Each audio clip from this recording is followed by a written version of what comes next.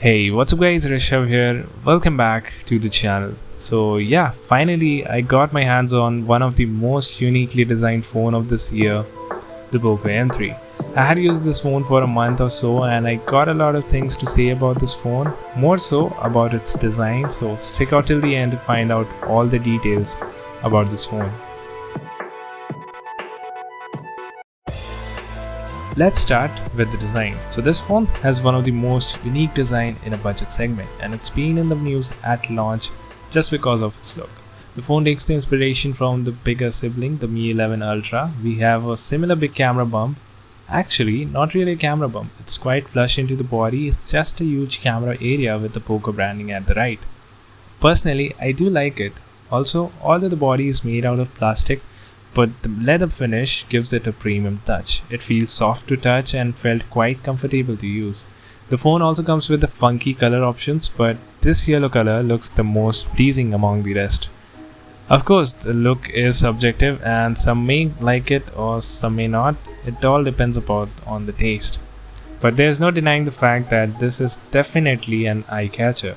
Now onto the front, we have a teardrop notch instead of punch hole, which is quite underwhelming, but to compensate for that, we do have a 1080p display. At this price point, getting a Full HD Plus display is quite a rarity. Also, the phone is Widevine L1 certified, so we can watch Netflix and Prime Video in Full HD resolution.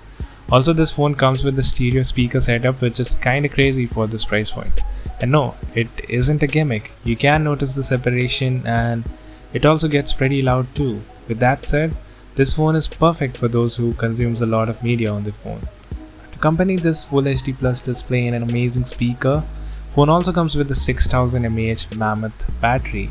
And yeah, you never need to worry about the battery. You can easily get 2 days battery life even if you are a heavy user. I use this phone as a secondary phone and I managed to get 3 days battery life easily. The charging though is relatively slow, but that's expected at this price point.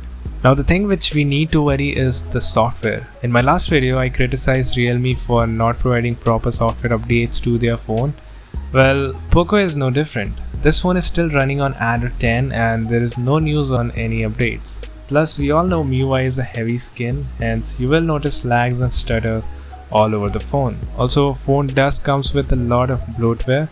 But yeah, most of them can be installed, and if you want to get rid of some of the annoying MIUI apps like Get Apps and Music, you can check out my video which I posted back in September last year. M3 comes with the Snapdragon 662, which is a big downgrade from the MediaTek G80 present in its predecessor, the Poco M2.